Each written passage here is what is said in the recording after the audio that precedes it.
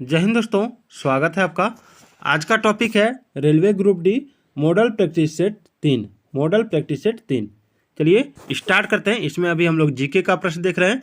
Math का मैं अलग से वीडियो बनाऊंगा, तो चलिए स्टार्ट करते हैं। मैथ और रीजनिंग का भी वीडियो इस चैनल पर बहुत ही जल्द आने वाला है, 1 से 2 दिन में। चलिए स्टार्ट करते हैं। पहला सवाल कि 10n का बल किसी वस्तु पर कार्य कर रहा है, ठीक है। तो वस्तु बल की दिशा में 5 मीटर विस्थापित होती है, तो किया गया कार्य क्या होता है। सवाल फिर से देखिए कि 10n का बल, ठीक है, 10 न्यूटन का बल किसी वस्तु पर कार्य कर रहा है, तो वस्तु बल की दिशा में 5 मीटर विस्थापित होती है, तो किया गया कार्य होता है, क्या होता है। तो देखिए इसमें जो हो जाएगा, ठीक है, इसका जो नियम होता है वो होता है वर्क बराबर F इंटू एस, ठीक है। इसमें F हो जाएगा 10n, ठीक है, और S हो जाएगा आपका 5m, ठीक है। तो दोनों को गुना कर देंगे 10n गुना 5m, तो जब गुना करके निकालेंगे तो ये जूल में आएगा, तो 10 पचे 50 जूल हो जाएगा। नहीं, option D is the right answer, option D, ठीक है। चलिए अगला सवाल है, भारतीय संविधान का कौन सा अनुच्छेद राज्य द्वारा संचालित शिक्षण संस्थानों में कोई भी धार्मिक शिक्षा प्रदान करने पर रोक लगाता है। अनुच्छेद 30, अनुच्छेद 31, अनुच्छेद 29 या अनुच्छेद 28, क्या होगा। देखिए इसमें जो हो जाएगा वो हो जाएगा अनुच्छेद 28। अनुच्छेद 28 राज्य द्वारा संचालित शिक्षण संस्थानों में कोई भी धार्मिक शिक्षा प्रदान करने पर रोक लगाता है। और अनुच्छेद 30 जो है, ठीक है, अनुच्छेद 30 जो है ये अल्पसंख्यक समुदायों को उनकी प्राथमिकता के शैक्षणिक संस्थानों को विकसित करने और प्रबंधित करने के अधिकारों की रक्षा करता है। और अनुच्छेद 31 जो है, ठीक है, अनुच्छेद 31 क्या करता है कि संपत्ति के अधिकार से जुड़ा माना जाता था, लेकिन 44वें संविधान संशोधन 1978 के जरिए इससे मौलिक अधिकार से हटा दिया गया, ठीक है। संपत्ति का अधिकार था अनुच्छेद 31। अब संपत्ति का अधिकार सिर्फ कानूनी अधिकार है, याद रखिएगा, ठीक है। और इसमें जो अनुच्छेद 29 है ये है अल्पसंख्यकों को शैक्षणिक संस्थानों की स्थापना और प्रशासन का अधिकार भी मिलता है, याद रखिएगा, ठीक है। चलिए गर्मियों में उत्तर भारत में बहने वाली गर्म स्थानीय हवा क्या कहलाती है। तो ये लू कहलाती है। क्या कहलाती है? लू, याद रखिएगा, लू, ठीक है। लू जो है धूल भरी गर्म और शुष्क हवा होती है, और यह हवाएं उत्तर पूर्व और पश्चिम से पूर्व दिशा में चलती है, याद रखिएगा। और लू की रफ्तार मई और जून के महीनों में बहुत तेज होती है। लू का तापमान 45 से 50 डिग्री सेल्सियस होता है, ठीक है, 45 से 50 डिग्री सेल्सियस, याद रखिएगा, ठीक है। और लू की वजह से पेड़ पौधे सूखने लगते हैं और प्रभावित क्षेत्रों में सूखापन आ जाता है। चलिए आगे बढ़ते हैं। वायु में ध्वनि के वेग से अधिक की चाल से यात्रा करने वाली एक वस्तु को क्या कहा जाता है। ध्वनि के वेग से अधिक की चाल से यात्रा करने वाली एक वस्तु को क्या कहा जाता है। तो ये हो जाएगा आपका पराध्वनिक, याद रखिएगा, पराध्वनिक। चलिए निम्नलिखित में से किसको आयरन चांसलर कहा जाता था। तो आयरन चांसलर कहा जाता था आपको ओटो वन बिस्मार्क को, याद रखिएगा, ठीक है। उत्तर प्रदेश राज्य से संबंधित निम्नलिखित में से कौन पद्मश्री पुरस्कार विजेता लोक गायक या गायिका हैं। तो ये हो जाएगा आपका अजिता श्रीवास्तव, ठीक है। ये भारतीय गायिका, शिक्षाविद और सामाजिक कार्यकर्ता हैं, याद रखिएगा। और ये मिर्जापुर और आसपास के क्षेत्र में लोक संगीत कजरी के लिए प्रसिद्ध है, ठीक है। किसके लिए? कजरी के लिए। चलिए अगला है, परमाणु बलों के सिद्धांत की खोज किसने की। परमाणु बलों के सिद्धांत की खोज, तो इसकी खोज की थी आपका हिडेकी हुआका ने, याद रखिएगा। अगला है, डैश की एस इकाई ओम है, डैश की एस इकाई मात्रा ओम है। तो ये हो जाएगा प्रतिरोध।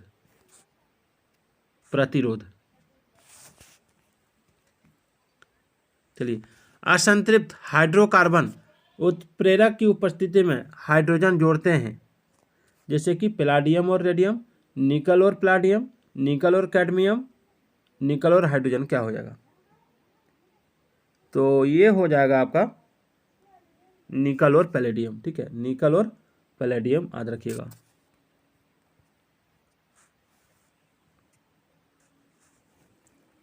चलिए, चीनी लवण का रासायनिक नाम क्या है जिसका उपयोग हम चीनी व्यंजन तैयार करने में करते हैं? चीनी लवण का रासायनिक नाम जिसका उपयोग हम चीनी व्यंजन तैयार करने में करते हैं। देखिए, चीनी लवण का रासायनिक नाम है आपका मोनोसोडियम ग्लूटामेट, मोनोसोडियम ग्लूटामेट, ठीक है, मोनोसोडियम ग्लूटामेट, और इसका उपयोग चीनी युक्त व्यंजन तैयार करने में होता है, याद रखिएगा, ठीक है। चलिए आगे बढ़ते हैं, अभी बहुत सारे प्रश्न दिखाएंगे आपको, पूरा वीडियो देख के जाइएगा। और आरआरबी की तैयारी के लिए यानी रेलवे ग्रुप डी की तैयारी के लिए आप मेरे ऊपर पूर्ण भरोसा कर सकते हैं, क्योंकि मैं आपको बहुत सारी किताबों से अभी प्रैक्टिस करवा रहा हूं, क्योंकि प्रैक्टिस जो है आदमी को परफेक्ट बनाता है, इसलिए प्रैक्टिस जरूर कीजिएगा मेरे साथ। देखिए, अगर आपको पीडीएफ वगैरह चाहिए होगा तो आप मेरे इस नंबर पे, ये जो नंबर है इस नंबर पे व्हाट्सएप में हाय और अपना नाम और कहाँ से है वो ज़रूर भेजिएगा, ठीक है। ये मेरा व्हाट्सएप नंबर है, मैं आपको फ्री में पीडीएफ अवेलेबल कराऊंगा। चलिए, बोथनिया की खाड़ी दो देशों के बीच स्थित है, उनमें से एक फिनलैंड है तो दूसरा देश कौन सा है? देखिए, बोथनिया, ठीक है, बोथनिया की खाड़ी फिनलैंड और स्वीडन के बीच स्थित है, याद रखिएगा, ठीक है। चलिए आगे बढ़ते हैं। निम्नलिखित में से कौन सी अक्रिय गैस को आवर्त 5 में रखा गया है? ठीक है, कौन सी अक्रिय गैस को आवर्त 5 में रखा गया है? तो ये हो जाएगा आपका जेनॉन, याद रखिएगा, ठीक है, इसको जेनॉन कहते हैं, एक्सी। चलिए, फेरस सल्फेट क्रिस्टल का रासायनिक सूत्र क्या है? तो फेरस सल्फेट क्रिस्टल का रासायनिक सूत्र पूछा गया है, तो फेरस सल्फेट क्रिस्टल का रासायनिक सूत्र हो जाएगा आपका FeSO4 7H2O, ठीक है।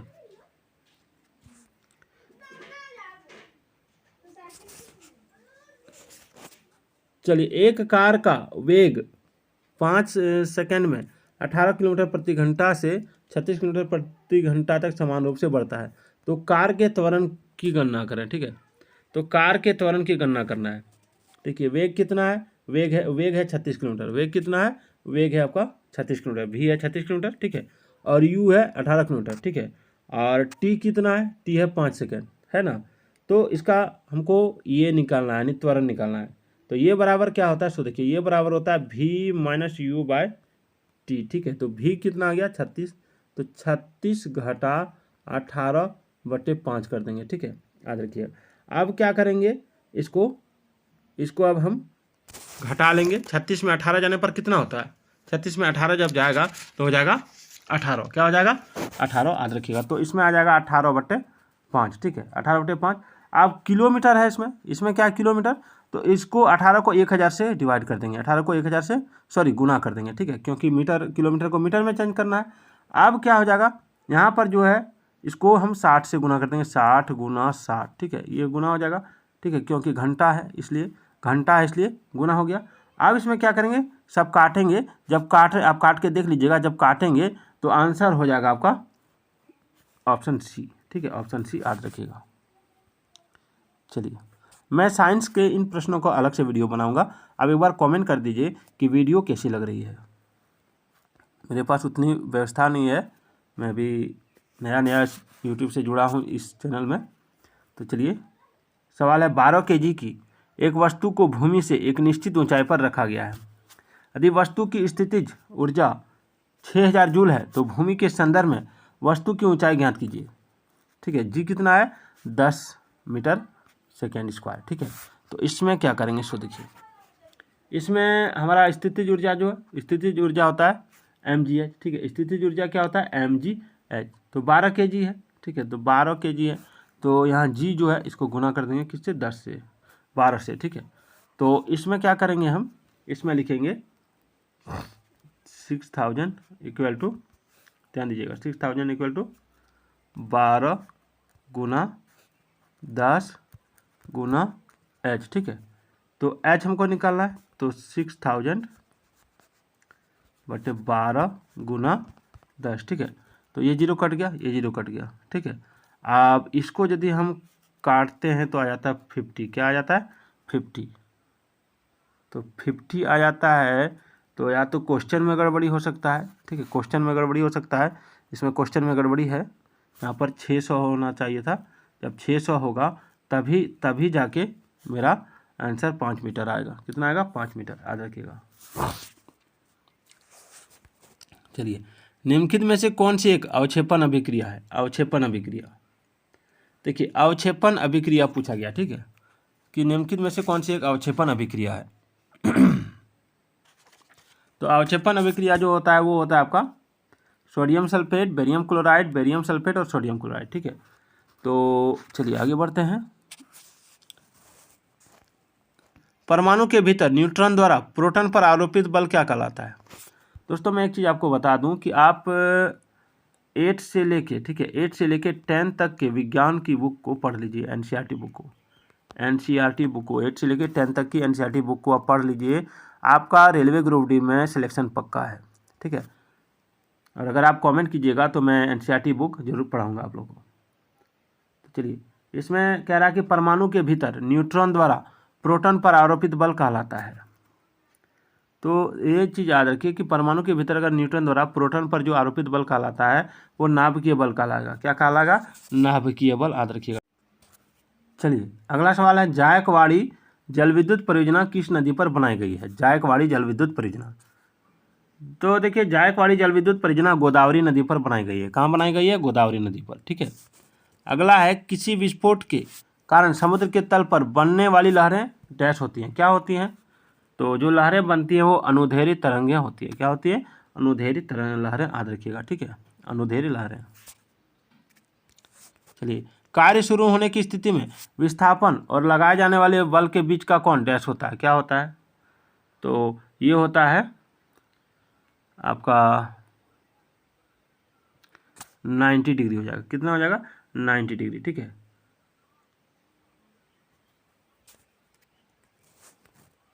साधारण नमक के विलयन के निर्माण के लिए सोडियम हाइड्रोक्साइड डैश के साथ अभिक्रिया करता है। किसके साथ अभिक्रिया करता है? तो साधारण नमक के विलयन के निर्माण के लिए सोडियम हाइड्रोक्साइड की प्रतिक्रिया हाइड्रोक्लोरिक अम्ल के साथ कराई जाती है, ठीक है, हाइड्रोक्लोरिक अम्ल के साथ, हाइड्रोक्लोरिक अम्ल के साथ, ठीक है, याद रखिएगा। साधारण नमक, ठीक है, के विलयन के निर्माण के लिए सोडियम हाइड्रोक्साइड को हाइड्रोक्लोरिक अम्ल के साथ अभिक्रिया कराई जाती है, याद रखिएगा। यानी NaOH प्लस HCl हाइड्रोक्लोरिक, ठीक है। तो इससे जो निकलेगा वो आएगा NaCl प्लस H2O, याद रखिएगा, ठीक है। चलिए एक मिनट। नर जन कोशिकाओं का उत्पादन डैश में होता है। कहाँ होता है? नर जन कोशिकाओं, नर नहीं, नर जन कोशिकाओं का उत्पादन डैश में होता है। कहाँ होता है? तो नर जन कोशिकाओं का उत्पादन वृषण में होता है, टेस्टिस में, ठीक है। ऑक्सीजन के सापेक्ष क्लोरीन की संयोजकता कितनी होती है? तो उसकी संयोजकता, देखिए ऑक्सीजन के सापेक्ष क्लोरीन की जो संयोजकता होती है वो 7 होती है। कितनी होती है? 7, ठीक है। विंध्याशक्ति डैश वंश के संस्थापक थे। कौन से वंश के संस्थापक थे? तो विंध्याशक्ति वाकाटक वंश के संस्थापक थे, वाकाटक, याद रखिएगा। नीचे दिए गए किस परमाणु संख्या वाले तत्व का रासायनिक गुण मैग्नीशियम के समान होता है? तो मैग्नीशियम के समान जो तत्व का रासायनिक गुण होता है वो हो जाएगा आपका बेरिलियम, ठीक है। बेरिलियम यानी परमाणु संख्या 4, ये हो जाएगा बेरिलियम, ठीक है। बेरिलियम जो है तथा मैग्नीशियम एक ही समूह सदस्य थे और इन दोनों तत्वों के रासायनिक गुण समान होते हैं, याद रखिएगा, ठीक है। बेरिलियम का सूत्र होता है Be, याद रखिएगा। अगला, अधिक अंतरकोशिकीय प्रसार के लिए कोशिकाएं विरल रूप में संरक्षित होती हैं। अधिक अंतरकोशिकीय प्रसार के लिए डैश कोशिकाएं विरल रूप में संरक्षित होती हैं, तो वो हो जाएगा आपका ऑप्शन, देखिए इसमें जो हो जाएगा वो हो जाएगा पेरेनकाइमा, ठीक है। मैं बहुत जल्दी स्क्लेरेनकाइमा, कोलेनकाइमा और पेरेनकाइमा पर एक डिटेल वीडियो लेकर आऊँगा। चलिए अगला सवाल है, निम्नलिखित में से कौन सी पृथ्वी पर सबसे बड़ी भूपर्वतीय प्लेट है जिसका क्षेत्रफल 10 करोड़ 30 लाख किलोमीटर स्क्वायर से अधिक है? तो ये हो जाएगा आपका प्रशांत प्लेट, ठीक है, याद रखिएगा। और यह पृथ्वी का सबसे बड़ी भूपर्वतीय प्लेट है, याद रखिए। पृथ्वी की सबसे ऊपरी परत को भूपर्वती कहते हैं और यह पृथ्वी के आयतन का 1% से भी कम हिस्सा है। और भूपर्पट्टी की औसत गहराई 24 किलोमीटर है, लेकिन यह 5 से 70 किलोमीटर के बीच बदलती रहती है, याद रखिएगा।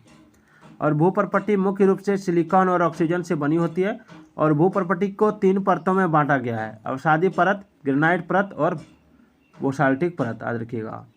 ठीक है, चलिए आगे बढ़ते हैं। अगला सवाल है, निम्नलिखित में से कौन सा रासायनिक सूत्र CH3CH2CH2CO2H युक्त एक सीधी श्रृंखला अल्काइल कार्बोजिलिक अम्ल है? देखिए, इसमें ऑप्शन है मेथनोइक अम्ल, ब्यूटायरिक अम्ल, इथेनोइक अम्ल, प्रोपियानिक अम्ल। तो इसका जो आंसर हो जाएगा वो हो जाएगा ब्यूटायरिक अम्ल। ठीक है, ब्यूटायरिक अम्ल याद रखिएगा। और इसका IUPAC नाम होता है ब्यूटेनोइक अम्ल, ब्यूटेनोइक अम्ल। ठीक है, और यह कार्बोजिलिक अम्ल ग्रुप का चौथा सदस्य है। और मेथनोइक अम्ल जो है उसमें HCOOH होता है, HCOOH। ठीक है, याद रखिएगा। और इथेनोइक अम्ल में होता है CH3COOH और प्रोपोनिक अम्ल में होता है CH3CH2COOH। ठीक है, चलिए। पौधों में स्रावित होने वाला वह हार्मोन जिसके कारण उसका तना सूरज की रोशनी की ओर झुकता है, क्या कहलाता है? तो ये हो जाएगा ऑक्सिन। ठीक है, ऑक्सिन। ऑक्सिन पादप हार्मोन के कारण ही पौधों के तने सूर्य की रोशनी की तरफ झुकते हैं, याद रखिएगा। अगला, निम्नलिखित में से कौन सी 1952 में विकसित एक निष्क्रिय पोलियो वैक्सीन है? Tab vaccine, Salk vaccine, HDCV vaccine या इम्वेनेक्स वैक्सीन? तो ये हो जाएगा आपका साल्क वैक्सीन। क्या हो जाएगा? साल्क वैक्सीन, याद रखिएगा। ठीक है, निम्नलिखित में से कौन से अधिनियम के तहत भारत पर शासन करने की शक्ति अंग्रेजी ईस्ट इंडिया कंपनी से ब्रिटिश क्राउन को हस्तांतरित कर दी गई थी?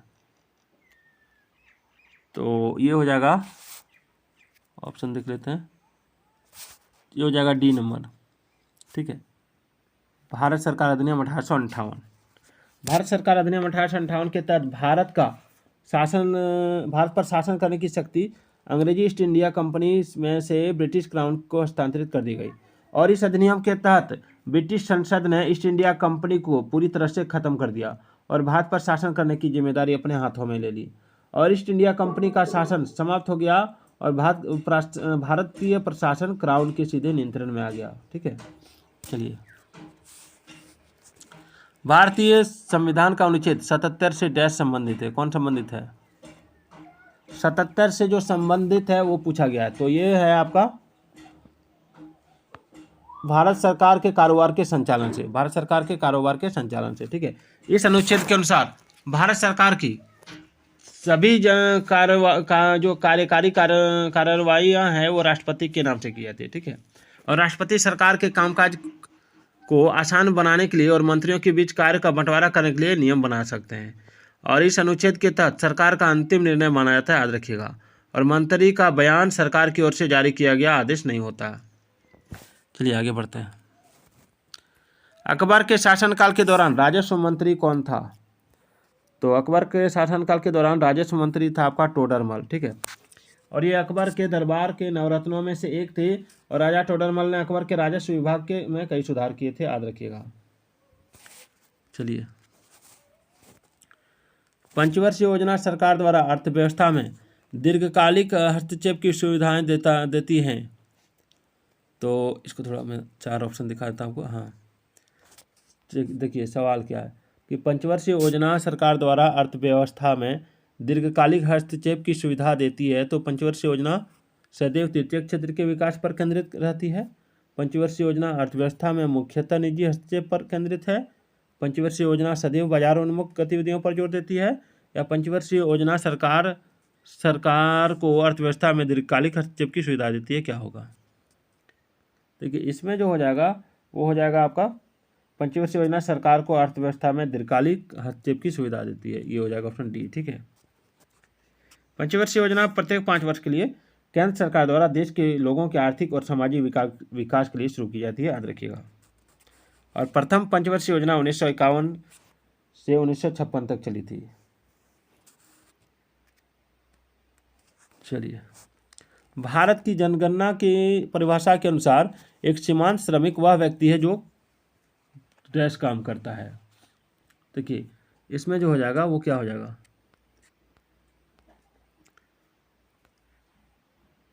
एक मिनट, चलिए इसमें हो जाएगा आपका 183 दिन, एक वर्ष में 183 दिन या 6 महीने से अधिक। ठीक है, देखिए भारत की जनगणना की परिभाषा के अनुसार एक सीमांत श्रमिक व्यक्ति वह है जो एक वर्ष में 183 दिन या 6 महीने से कम काम करता है। ठीक है, ये अधिक वाला नहीं होगा, 6 महीने से कम काम करता है, बी नंबर हो जाएगा। ठीक है, एक वर्ष में 183 दिन से कम काम करता है। चलिए निम्नलिखित में से कौन 2002 में भारत के तीसरे सर्वोच्च नागरिक पुरस्कार पद्म विभूषण से सम्मानित होने वाला सबसे कम उम्र का वाद्ययंत्र वादक था? देखो इसका जो आंसर होगा वो हो जाएगा उस्ताद जाकिर हुसैन, उस्ताद जाकिर हुसैन। ठीक है, याद रखिएगा, उस्ताद जाकिर हुसैन। इनको 2002 में भारत के तीसरे सर्वोच्च नागरिक पुरस्कार पद्म भूषण से सम्मानित होने वाला सबसे कम उम्र का वाद्ययंत्र वादक थे ये। ठीक है, याद रखिएगा। चलिए निम्नलिखित में से कौन सा कथन गलत है? चिप्स को खराब होने से बचाने के लिए चिप्स निर्माता आमतौर पर चिप्स के बैगों को नाइट्रोजन से भर देते हैं।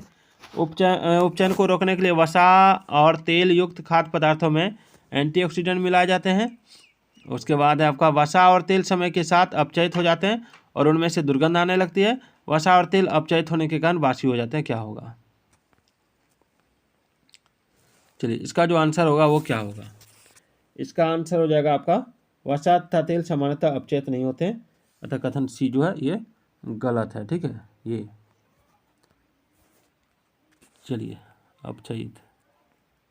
निम्नलिखित में से किस राज्य में ओडिसी नृत्य संस्थान नृत्यग्राम स्थित है? ओडिसी नृत्य संस्थान नृत्यग्राम तमिलनाडु, कर्नाटक, महाराष्ट्र या केरल? देखिए इसका राइट आंसर जो हो जाएगा वो हो जाएगा कर्नाटक। क्या हो जाएगा?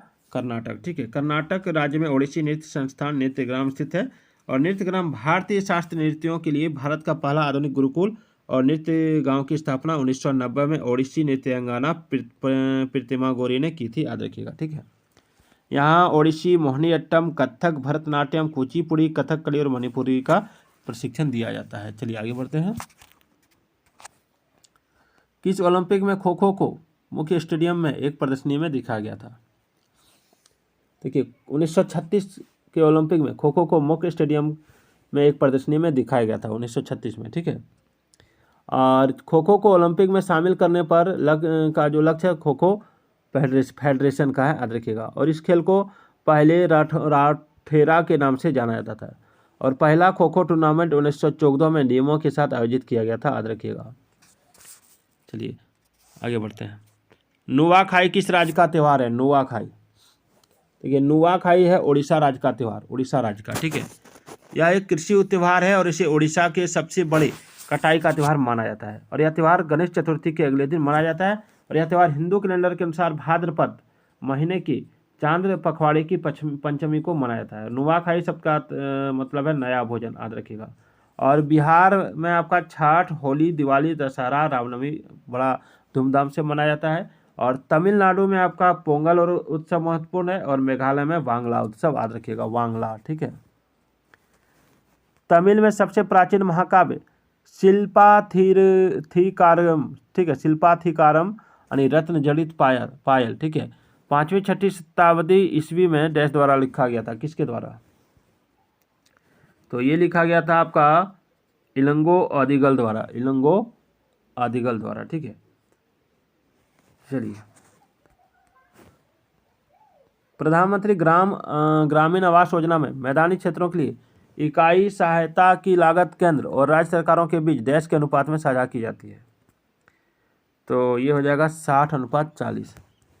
ठीक है, निम्नलिखित में से किस वस्तु को आर्थिक प्रक्रिया में और परिवर्तन की आवश्यकता है? निम्नलिखित में से किस वस्तु को आर्थिक प्रक्रिया में और परिवर्तन की आवश्यकता है?